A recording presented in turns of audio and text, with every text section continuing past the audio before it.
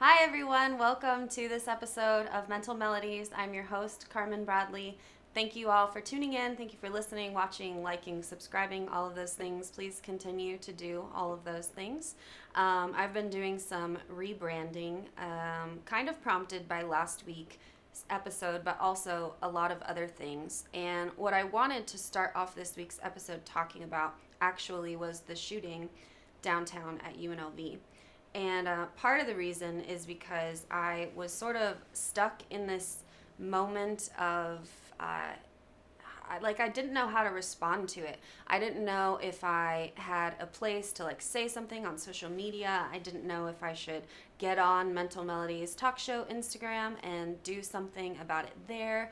And so I sort of thought that sitting on it until this episode would be a good idea because something I've noticed about when things like that happen, like when my brother was killed, is that there's a lot of response from people right after something like that happens, and then it completely dies down.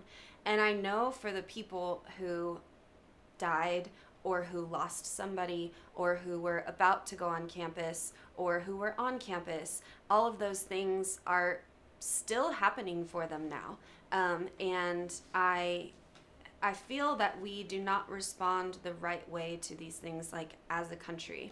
And I think maybe I'm overinflating my importance as somebody with a voice, but I was trying to think of how I could respond in a way that could help, and I felt very limited.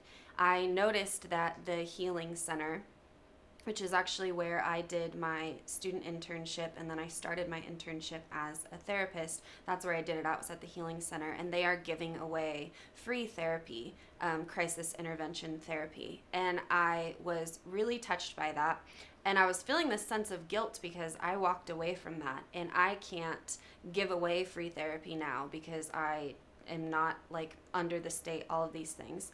And I go back and forth about whether or not I should go back to it, and I've talked about how I've switched careers multiple times throughout my life, and I know that it was a good step for me to take, but I felt guilty. I really did, that I couldn't help in that way. But I do think that I can help in the sense that I can spread the word about things and continue to keep the conversation up because, like I said, the conversation dies too soon after things like this happen.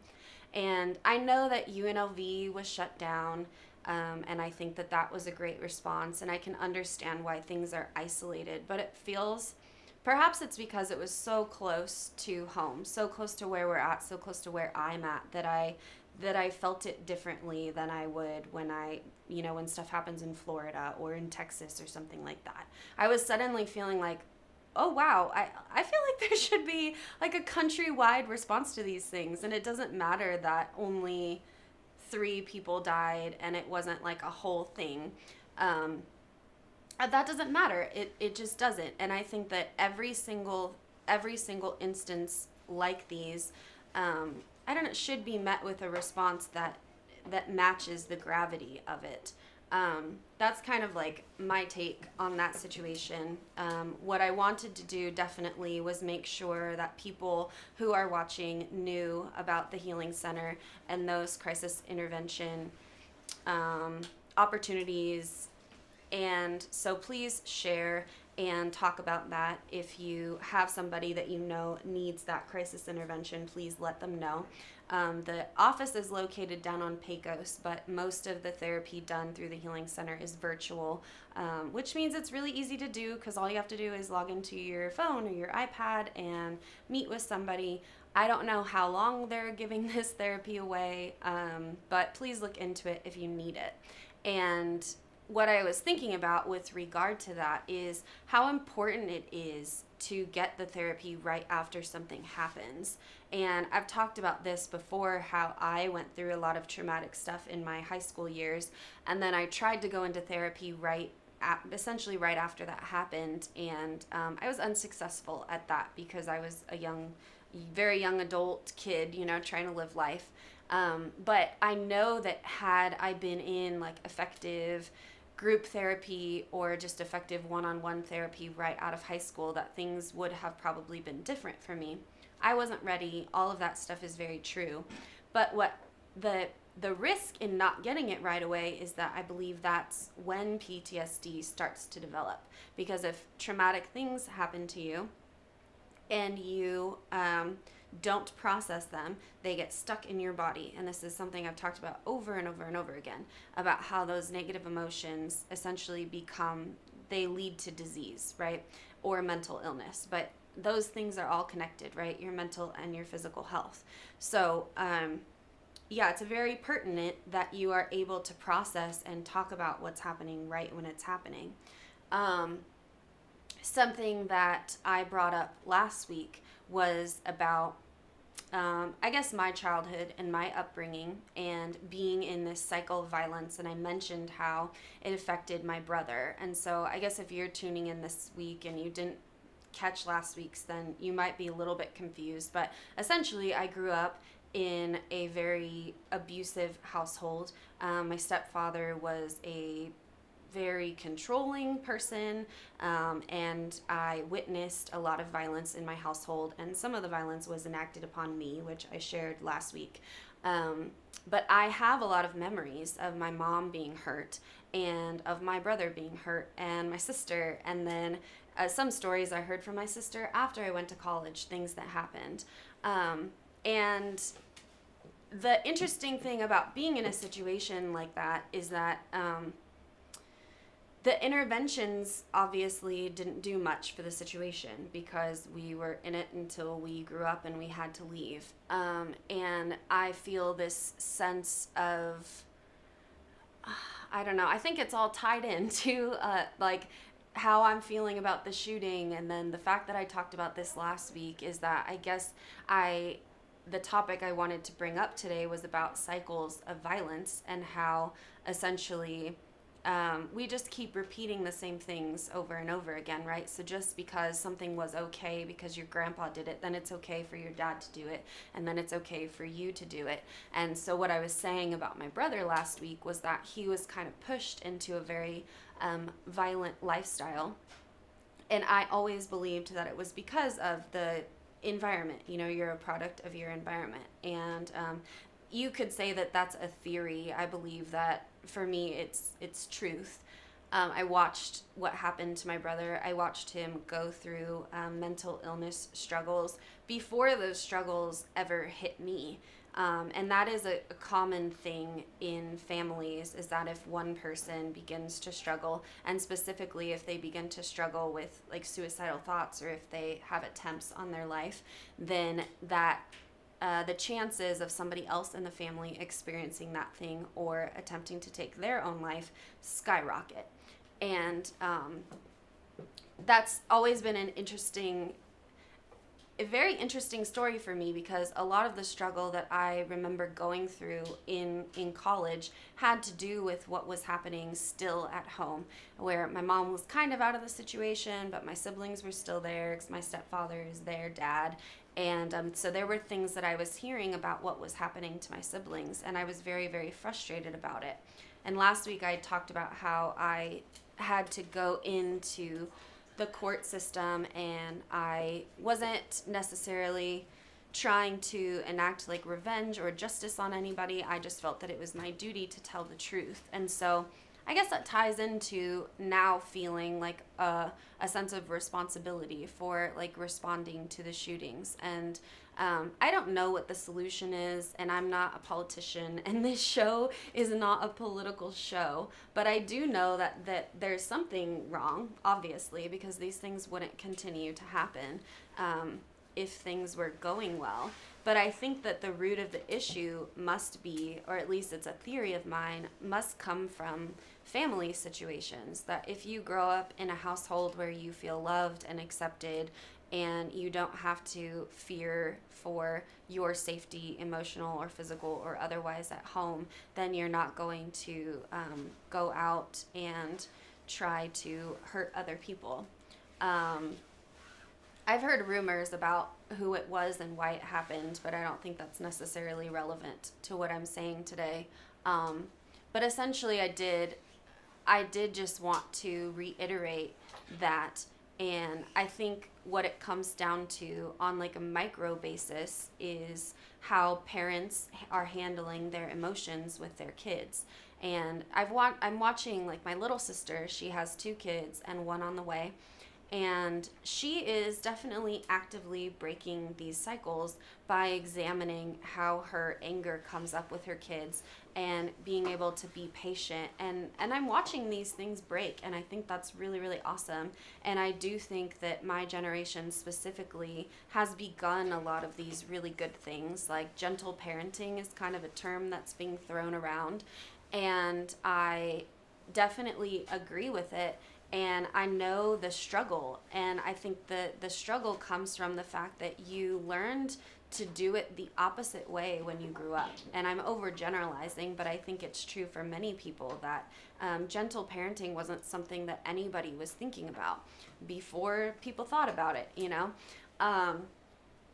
But on the flip side, I just got this like glimmer of hope. And I think that's what I'm always trying to do is I'm not trying to like bring up the bad and then say like our world is bad and we're headed toward destruction. And I think that's often what happens when like something like this shooting happens. People are just like, we're the worst, America's the worst, and other countries are looking at us a certain way, and we can't get a hold on this situation, and we can't figure out, like, is it guns or is it people, or what is it, and what does this world need? And I think that's where I go in my head, is I'm like, again, what can I do? I can't, like I said, I couldn't give out free therapy. I didn't know how I could give back, and so I was just kind of like sitting there doing nothing, being that like innocent bystander, not helping at all.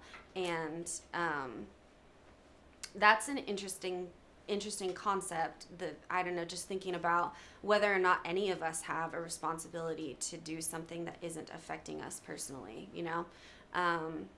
And I guess that comes down to like personal choice, you know? I genuinely feel that I want to help break certain cycles in our world, in our society, in our country, and so I feel compelled to talk about them and to express these opinions about these things, especially because, like I said, I feel like they happen, like the shooting in Las Vegas is just an example of, let me give you a metaphor. I really like How I Met Your Mother, and there's this one episode that's called, I think it's called The Chain of Screaming, but at least that's like what's being talked about in the episode. And the premise of it is that when you get yelled at work, then you feel all triggered by that. And I can attest to, like, when people are angry at me, my anger gets really, really triggered, and it's really, really hard to control.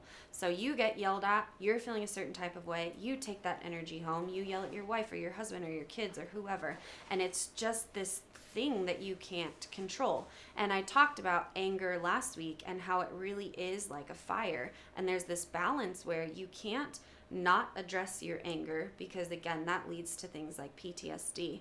But if you can't control it, and if you can't acknowledge that, like taking that fire and throwing it at somebody else is just essentially playing, you know, that game where they throw balls into the audience and you're just bouncing them. That's what people are doing with violence and anger and frustration and irritation, and they're just like flipping people off on the road because they don't know that person, so they don't feel an obligation to treat that person a certain type of way. And I guess in a sense I don't know if obligated is the right word, but I feel that it's pertinent to like spread kindness and positivity to people in the world, even if you don't know them. I'm going to sing this song for you to end the first segment, and then I'll pick up with all of that in the next segment after the break. This is Emotional Sickness by Phoebe Bridgers, which I wasn't sure how to incorporate it into this talk, but I guess I see why. And a lot of the times the things that I say in an episode, I feel like they were just meant to be said, which I've talked about before. So anyway, Emotional Sickness by Phoebe Bridgers.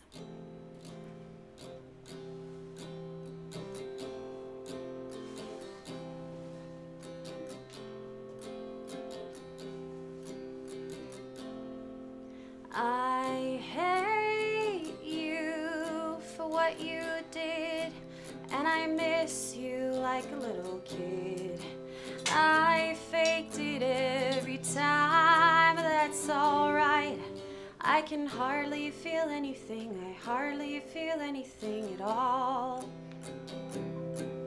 You gave me 1,500 to see your hypnotherapist.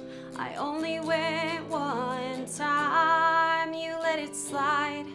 Fell on hard times a year ago, was hoping you would let it go, and you did. I have emotional motion sickness. Somebody roll the windows down. There are no words in the English language. I would scream to drown you out.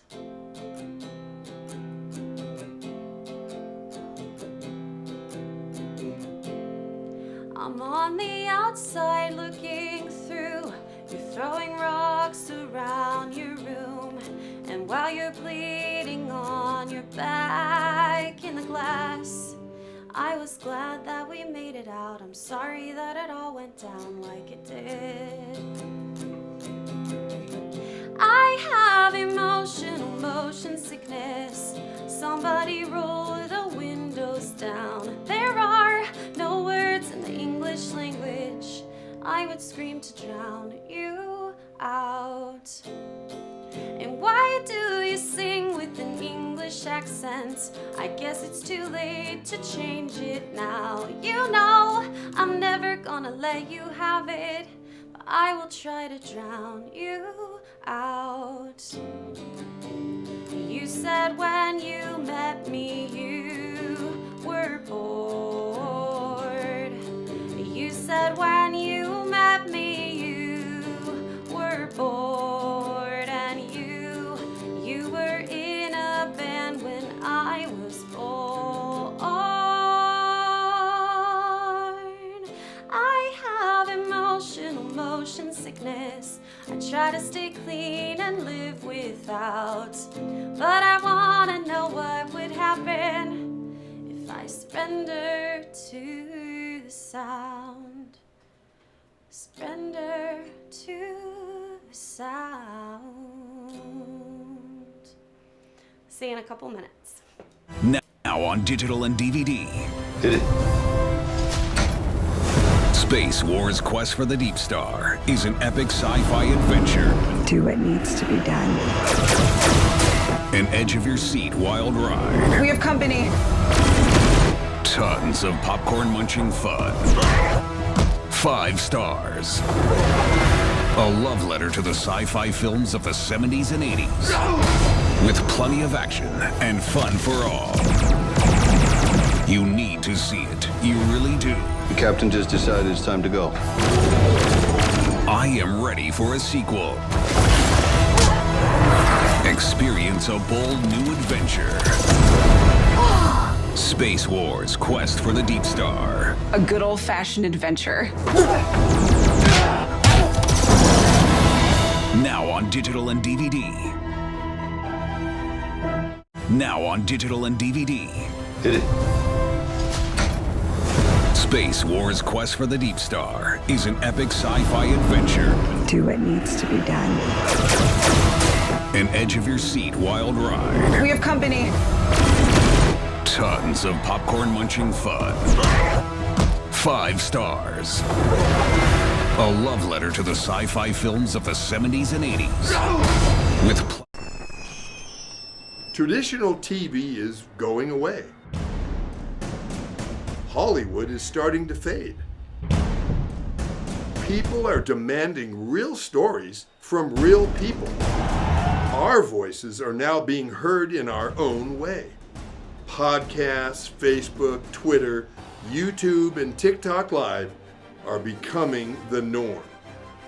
Internet TV has now reached the highest demand in human history. Social media shows is now the new media of the century.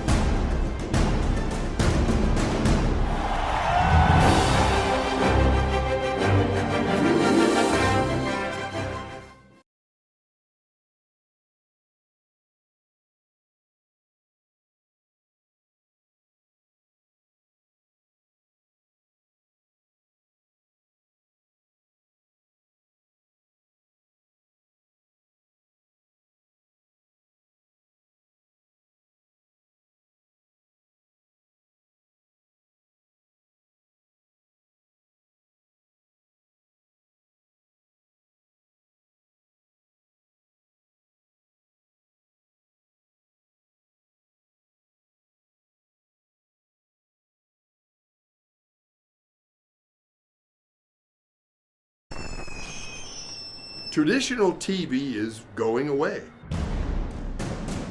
Hollywood is starting to fade. People are demanding real stories from real people. Our voices are now being heard in our own way. Podcasts, Facebook, Twitter, YouTube, and TikTok Live are becoming the norm. Internet TV has now reached the highest demand in human history. Social media shows is now the new media of the century.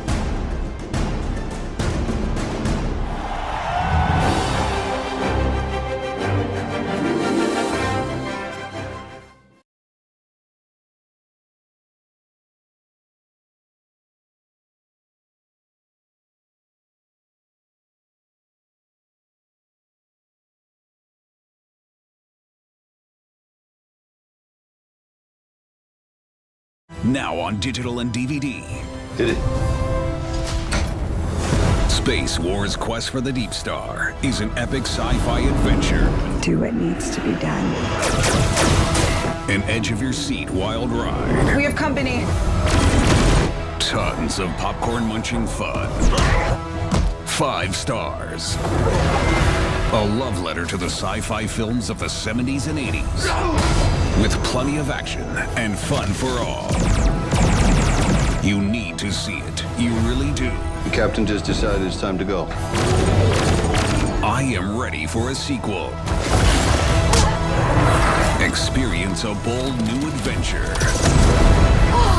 Space Wars Quest for the Deep Star. A good old-fashioned adventure.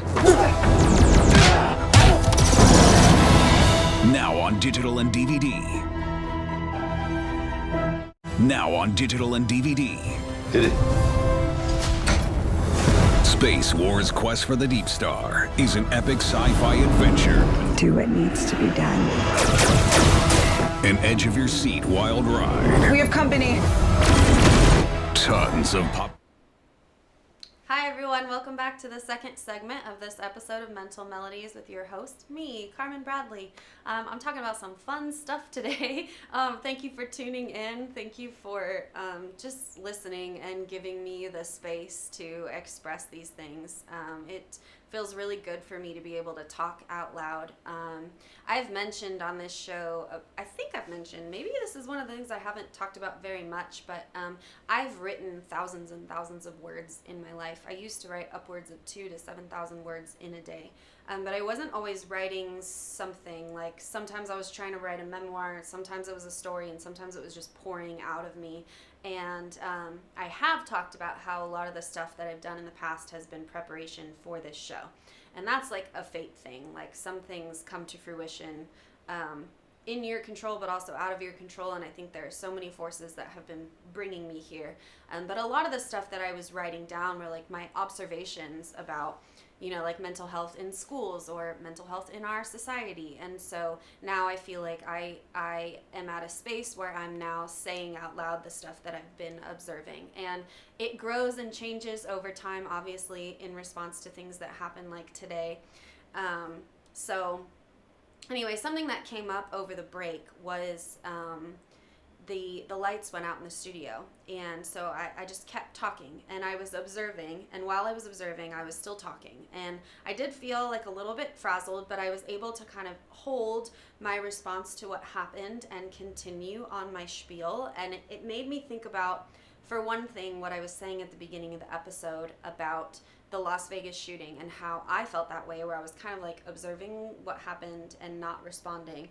And to some extent, that is not a good thing. In emergency situations, you need to be able to respond like right away. But on the flip side, and in opposites, because I always talk about them, I think it's also a skill, and it has been a positive thing for me in my life. So like I've done both. In my last teaching job in California, there was a situation where a fire erupted during a fundraiser when I was coaching cheer, and one of my girls actually did get burned. But I just like immediately went into response mode, and I think it's because I have like a protector in me, so I was able to get the fire extinguisher out and call the right people and get water on her wounds and all of those things without even really thinking about it. I ended up losing my job because of that, but HR kept asking me, questions about how I responded, and what it came down to for me was like I've never been specifically trained in what to do if one of my students gets burned because we're making crepes or something, so I felt like I did all of the right things. So anyway, that was a situation where I like responded right away to an emergency. But then there were other situations like where things are happening in class where I noticed that I would just observe and I would wait. And I have this part of me where I can do that. Like I can watch things and then I can make a concerted choice about how I'm going to respond. And I think that skill, this is a theory I guess I'm throwing out right now because I'm not really sure, but I think that that's something that most people don't do. So when I go back to what I was saying in the first segment about how like people are just throwing anger out there, like we're driving and we're frantic and we're honking at people and we're flipping people off and just doing it because the world is too big and we can't connect with strangers because there's just too many of us. I think in those situations people are just responding to their emotions, and they're controlled by their emotions.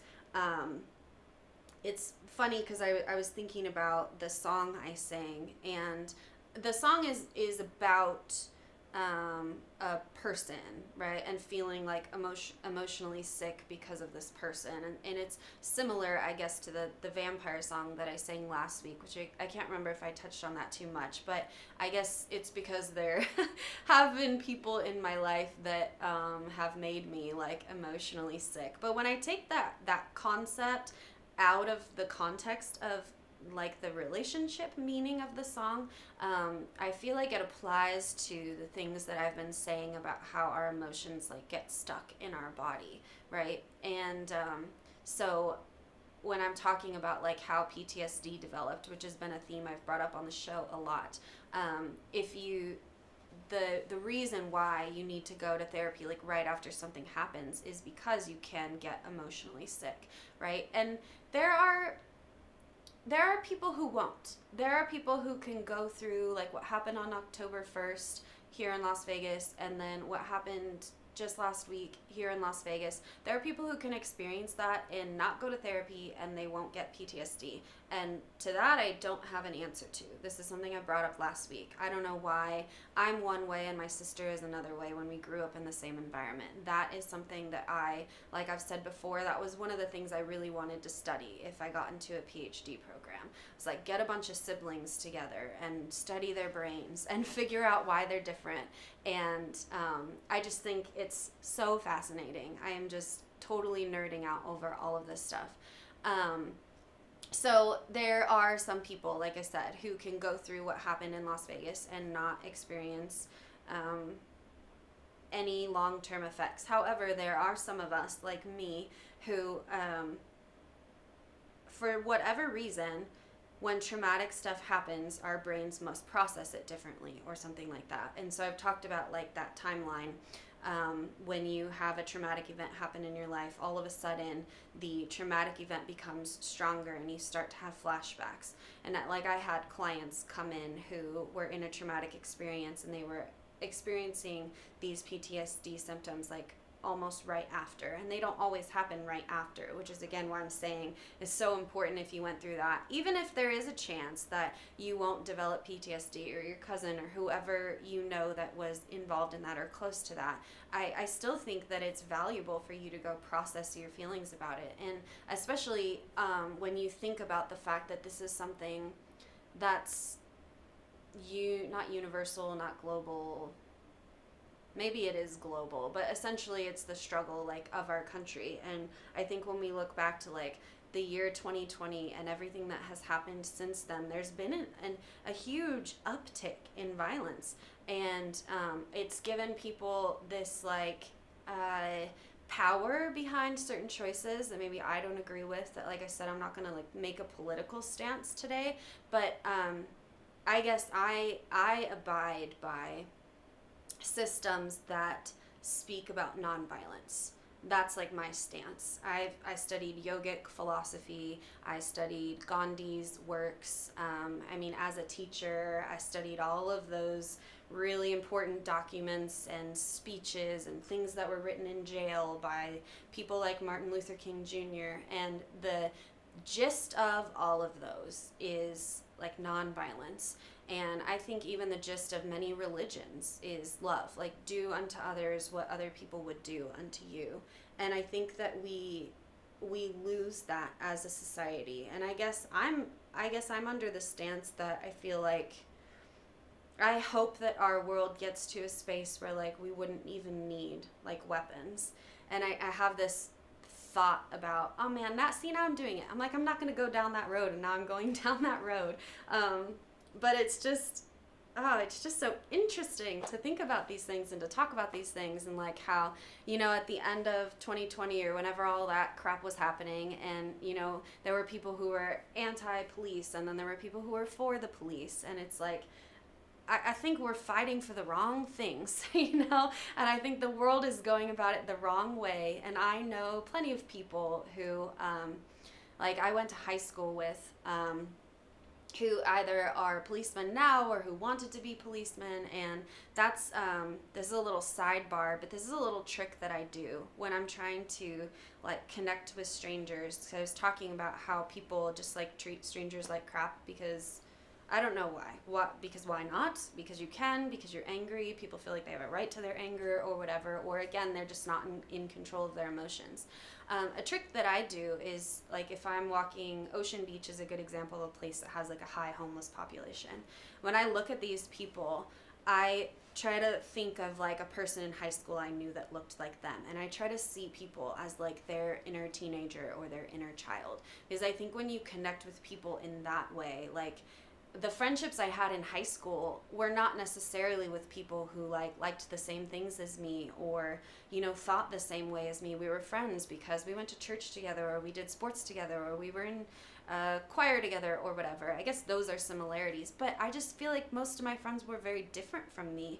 And I loved all of them, and I loved them very, very deeply. And I think that if we start to build up, what happens in our brain is we have an ego. Ego is such a challenging concept to understand, but we have this ego, and it develops throughout childhood, and it has to, because we have to have some way to have some kind of separateness from everybody, because otherwise we won't have an identity, and we literally won't know what to do with ourselves. So our ego is developing, and what this continues to do, I believe, like in adulthood, is it begins to be a barrier. And I think there has to be a point, and some people are tossed into it, some people find it, some people never find it, but there should be a point when we psychologically begin to then break that down and begin to like lessen the walls that we have, and decide what part of what has developed for me is healthy and what part of what has developed for me is not healthy. But a lot of people just don't think about those things, and so they just continue to be who they are because of like their upbringing. And so anyway, I was talking about like emotional sickness and violence in our country, so I'm going to try and tie that all back after the break, so I'll see you in just a couple of minutes.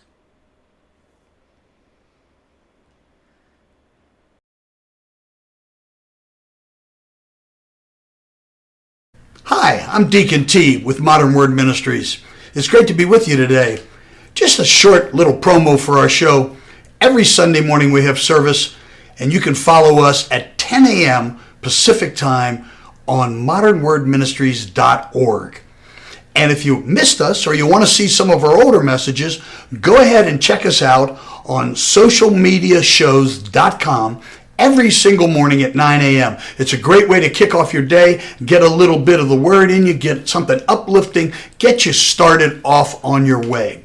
You know, if you're looking for prayer or you need some help, reach out to us. If you go to our website, again, that's modernwordministries.org, you can interact with me via telephone, via DM, text message, whatever you want. I'll get right back to you. So if you need prayer, you need help, you just need somebody to talk to, Modern Word Ministries is here for you. We are your church in the community. So until you see you next time, be blessed, everybody.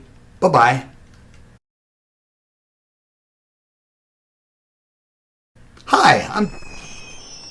Traditional TV is going away.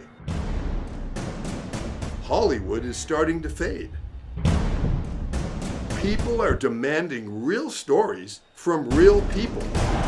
Our voices are now being heard in our own way.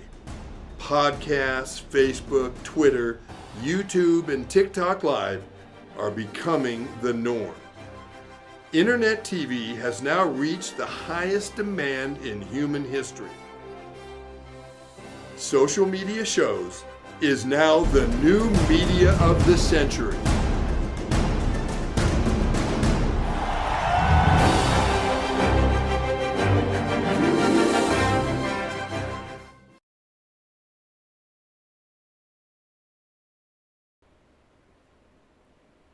We're in the third segment.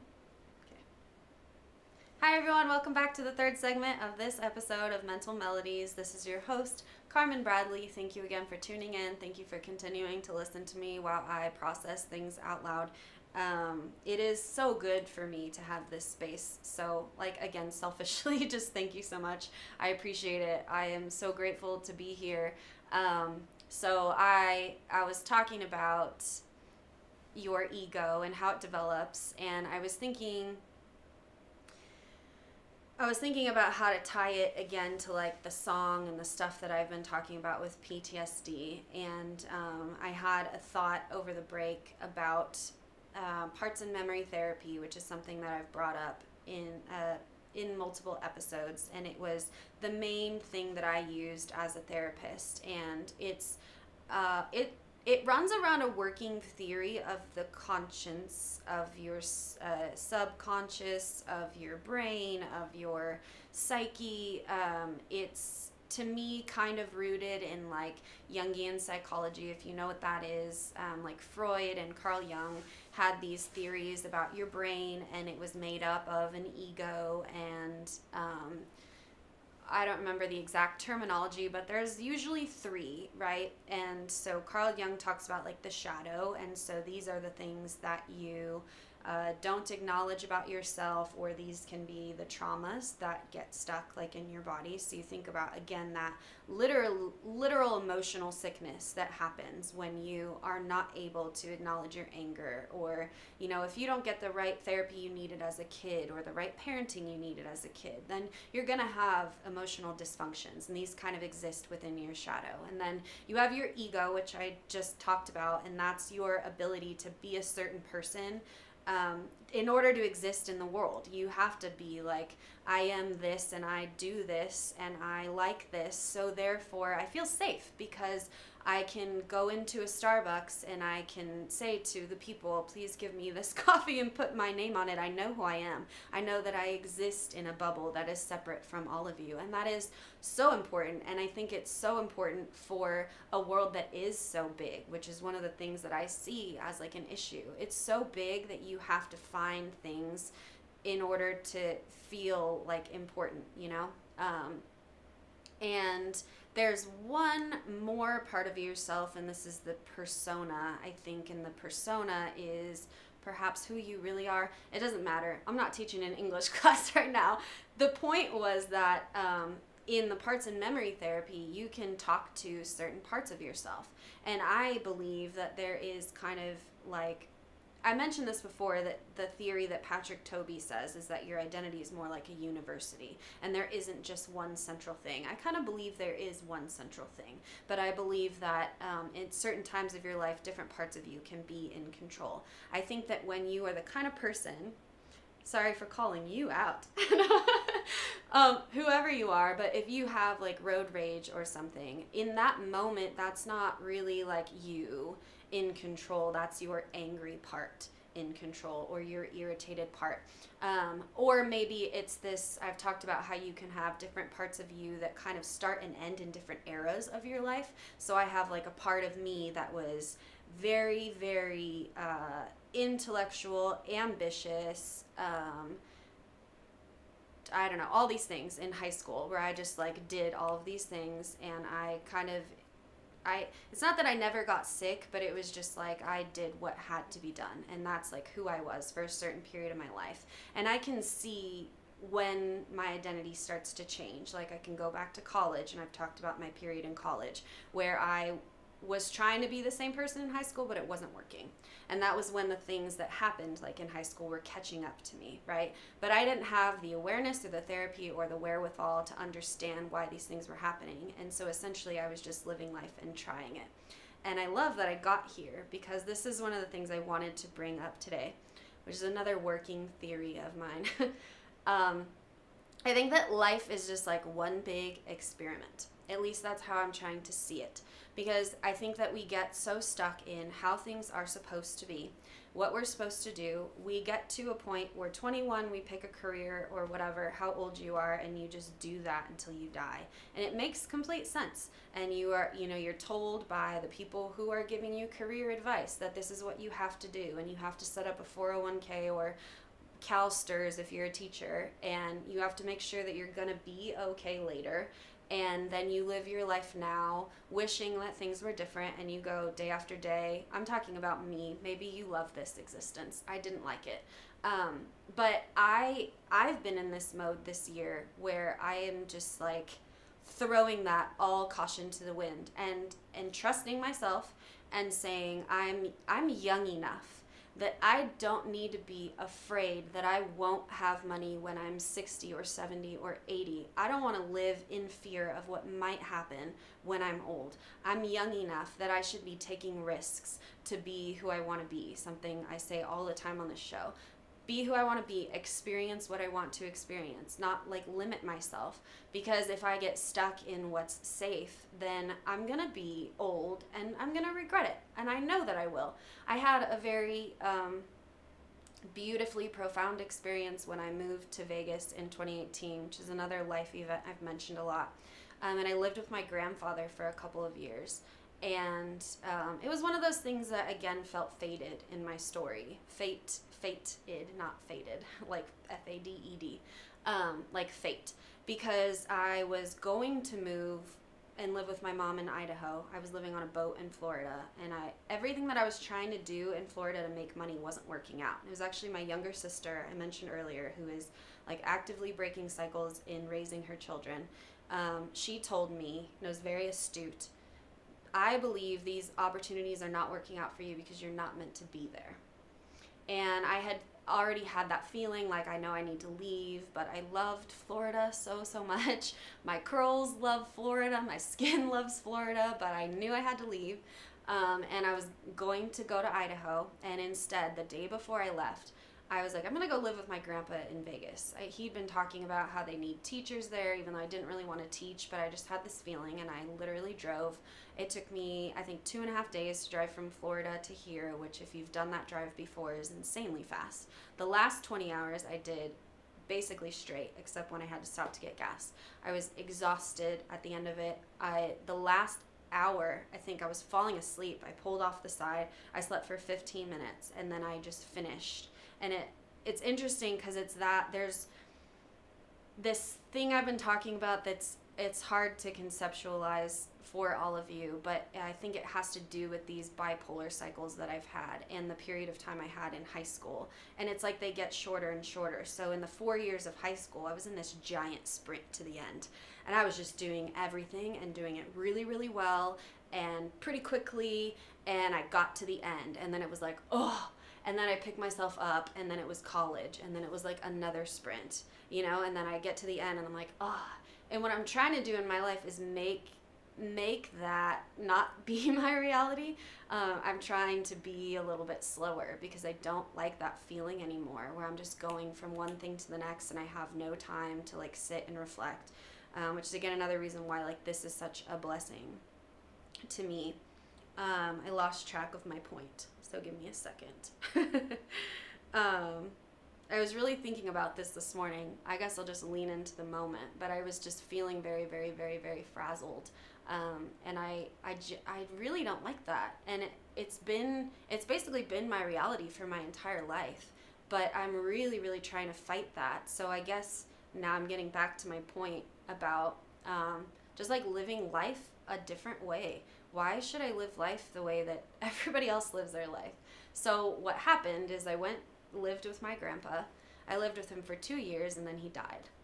And I had, when I moved into his house, I had this plan already to leave. I hated Vegas as soon as I got here. I had been here multiple times because my grandparents lived here, but I was just like, this is not where I'm meant to be. Like, there's no trees. It's so dry. Just like hating it.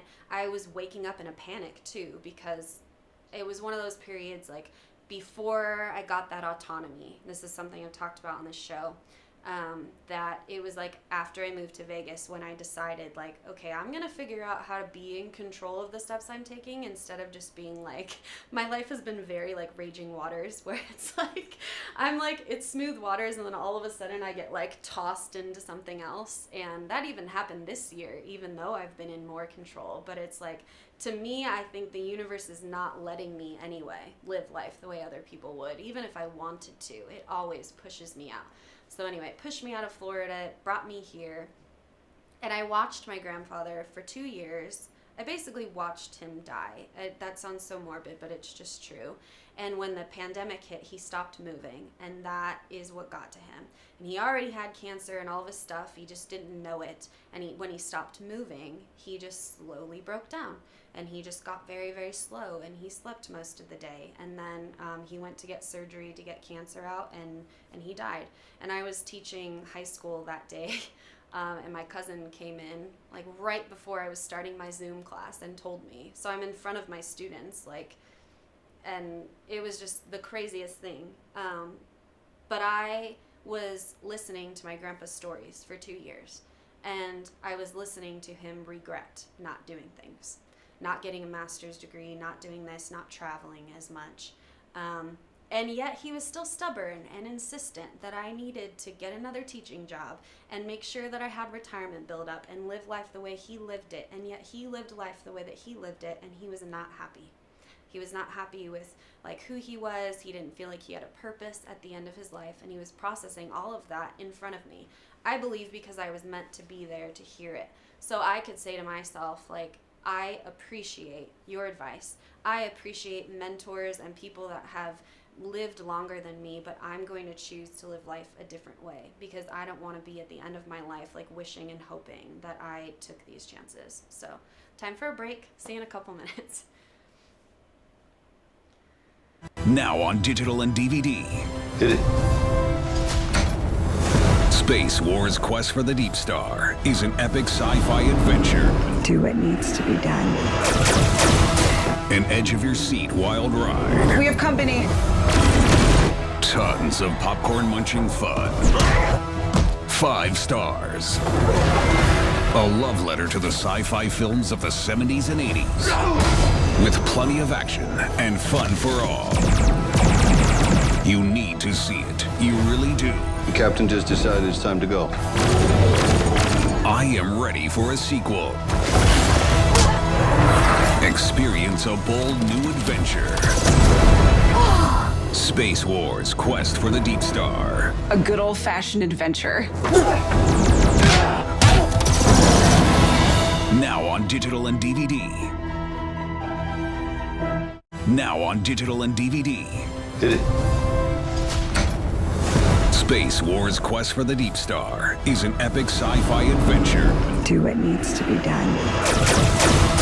An edge-of-your-seat wild ride. We have company. Tons of popcorn-munching fun. 5 stars.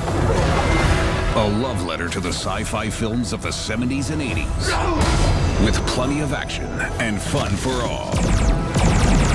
You need to see it. You really do. The captain just decided it's time to go. I am ready for a sequel. Experience a bold new adventure. Space Wars Quest for the Deep Star. A good old-fashioned adventure. Now on digital and DVD. Now on digital and DVD. Hit it. Space Wars: Quest for the Deep Star is an epic sci-fi adventure. Do what needs to be done.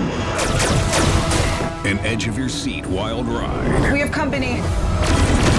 Tons of popcorn-munching fun. 5 stars. A love letter to the sci-fi films of the 70s and 80s. With plenty of action and fun for all. You need to see it. You really do. The captain just decided it's time to go. I am ready for a sequel. Experience a bold new adventure. Space Wars: Quest for the Deep Star. A good old-fashioned adventure. Now on digital and DVD. Now on digital and DVD. Hit it. Space Wars: Quest for the Deep Star is an epic sci-fi adventure. Do what needs to be done. An edge-of-your-seat wild ride. We have company. Tons of popcorn-munching fun. 5 stars. A love letter to the sci-fi films of the 70s and 80s. With plenty of action and fun for all. You need to see it. You really do. The captain just decided it's time to go. I am ready for a sequel. Experience a bold new adventure. Space Wars: Quest for the Deep Star. A good old-fashioned adventure.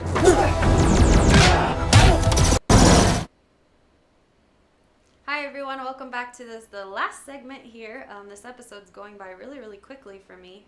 Mental Melodies, Carmen Bradley, once again, thank you. I was thinking about how my choice also to leave the teaching career was so very closely related. And it started around the same time when I was living with my grandpa, and then he died because I was teaching during the pandemic, right? And so most of it was through Zoom. And I was observing the way that life was changing for my students, and I taught primarily seniors at that time. So they were getting jobs and learning about themselves and hanging out with their friends more and still getting their schoolwork done. And I was like, this is such a great opportunity for our school system to completely change. And I was like all manic with my ideas, thinking that the principals and the superintendents were on the same page as me, and that school would be different afterward, because I believe it takes up too much time. And that's partially why, like creatives like me were stifled back then, because you're controlled so much during that time that you have no autonomy. So that's why something I've mentioned, getting into college for me was hard, because I had to teach myself how to get structure when it was just handed to me before. And again, with life being experiment, like I just had to kind of figure it out. So anyway, I was really bitter that school just went back to the way it was. And I think this ties into what I was kind of starting to talk about at the beginning of the episode, about how we respond to things, and we just let things, maybe we sweep them under the rug. Maybe that's the image I'm looking for. And I think that's true, because it relates to what I was saying last week about what happened in my family a lot growing up. There was just so much crap that nobody would talk about but me. And then I was the one who was in trouble because I talked about it. And it was I how can you not? Why am I just gonna let this happen and not talk about things, And I think that essentially we're always just trying to maintain the status quo, even though evolution and life is supposed to change. And so I think we respond to things, I say we, but whoever's in charge of responding to something like what happened in Las Vegas, or responding to the pandemic and what's happening in the school system because of the pandemic, who's ever in charge of it, we're always in problem solving mode, and then we solve the problem and then we move on, and there's no thought about how it should change. And my brain is just not with that. Like, the pandemic to me was such an opportunity to literally change society. Like, why should people be working 60 to 80 hours a week? We shouldn't. So I went back to teaching high school, and it was, again, from 7 to 5. And it's such a brain blast, and I have no time or energy to be who I want to be or discover who I could be outside of this job. And it's this for the next forever, or I leave and try something else. And so I did. And I'm grateful for that. So I guess back to like this theory that life is an experiment. There have been some things that some recurring themes that I've been wanting to bring up about that. And one of them is that when we're changing, I believe we need to give ourselves the chance to like start over. And something I had to do, and I had to learn through therapy and self-exploration, writing, all this stuff, was that I have to give myself permission to change my mind, because I can be a very stubborn person. So I like set my mind to something, I'm going to do it. That's something my mom brought up about me. I think it was in my birthday card this year or something, because I just, recently was like, I'm going all in with what I want to do. I'm going to sing, I'm going to play music, I'm going to be an actress, I'm going to do all these things. And my mom was the one who was like, I know you're going to do it, because I've seen you say you're going to be a teacher. You became a teacher. You're going to get 2 master's degrees. You got them. You're going to become a therapist. You did. Anything that I say I'm going to do, I end up doing. But at the same time, I've switched a lot, right? And I have to give myself permission to say, like, I've lived this part of my life out. And this is something I talked about with my guest, Joshua Dagan, the author, photographer, all those things. And he was saying how, like, leaving being an author and now not jumping into, but building his photography career was very hard for him, because it was an identity shift. So tying it back to what I was saying about the ego, I think that that's where a lot of people get stuck, is they decide I am this thing, and then they feel they have to be that thing forever because it's a comfort zone, because it's safety. And often in our society, I think that's people derive their identities from their career. So it was really hard for me. I used to write like I am poems all the time when I was trying to discover who I was, and teacher was something that always came up for me. And it was really hard for me to walk away from that, because that's something that's like in my nature. I teach guitar now, even. I taught yoga. I've always had this like proclivity for teaching. And I think it's partially because I'm a learner. And so, I dove into guitar, and I dove into it with everything that I had, and teaching it helps me dive in further, and it helps me teach her and myself like music theory, and it keeps me up on all the stuff I'm working on. So anyway, I had to give myself permission to change my mind to be somebody different, and that's just such a beautiful thing for me, to be able to just be somebody that I haven't been. And that's something I've talked about a lot. Like, there are so many things that are to the core of who we are that I think we don't necessarily have to accept about ourselves, because even if we go back to early childhood and decide, like, I've always been that way since I was a little kid, I think you can still change it. I think you have power over like your neural network, over your decisions, over your emotions, but you have to decide to be that way, and then you have to have the time to do it. And that's something we were talking about over the break, where I'm mentioning this feeling of like I'm just constantly sprinting from one thing to the next, and I don't want to. And that's often mostly when I'm driven by fear. And oftentimes it's because I'm afraid of like not having money. That's like my biggest thing. If I just had money, then I would take life slowly. And Maria was saying you sprint and there's always another sprint, and you're always like looking toward the end. But if you've lived long enough, like that one sprint's not going to be the end. Like when I'm done with that one problem, or buy him a Christmas present or something. But it's on Canvas Rebel magazine. And my responses were in writing, which is good for me because I'm a writer, and I read them back and I was like, they actually make sense. That's pretty cool.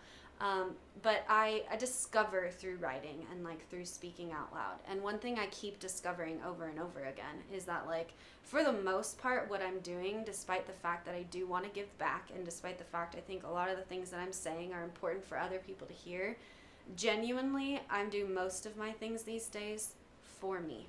my music is for me. My music has saved me from like compulsions. I've been a very compulsive, like addictive person throughout my entire life, even back to early childhood.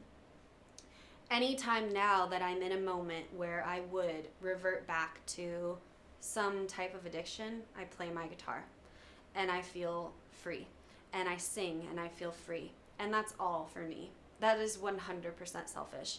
And even though I know there are messages in my songs that will help people, and the more music that I write, the more it will help people, just like Phoebe Bridgers' songs helped me work through an emotional thing I was going through, and the Vampire song helped me work through something. At the end of the day, it's for me, and I believe that more people need to be finding relief for themselves, because if you think to that theory, like the chain of screaming from How I Met Your Mother and how I brought all this cycle of violence up at the beginning, is that really then isn't the answer to find relief for yourself, to find happiness for yourself. Because if you're getting yelling from somebody and you're giving it back, then if more people are giving love and kindness and positivity and or happiness, or they're just happy and they're doing what they want to do and they're glowing, they're going to give that energy to other people, and it's going to continue to spread. But it's just so interesting to me, because I think I've been fighting like being selfish my whole life, and always wanting to like live for other people and thinking that that's the way to live. But I feel that I give more to the world now that I am doing what I want to do, that I'm spending my time more how I want to spend it. And I guess I, in a sense, non-selfishly, I want that for everybody, but I want that for everybody because I'm so sick of the world. I'm sick of people being angry and violent and like not having time to not be angry. Like if we weren't all in a rush and busy all the time, then you wouldn't be so frustrated that somebody was driving slow in front of you, because the person driving slow in front of you might be driving slow because they have a flat tire and they can't afford to get another tire, and you're mad at them because you're in a hurry and you don't know them, so you feel okay being mad at them because they're a stranger. But at the end of the day, like, everybody has emotions and that ego and that shadow and challenges and things that are happening in their life, and they're all driving a certain speed because of what's going on in their day, and nobody cares because again, we don't have the time to think about those things or to like reflect on what kind of person we want to be. So this is my second ranty episode of the year. Find something that makes you happy today, and I will see you in a week.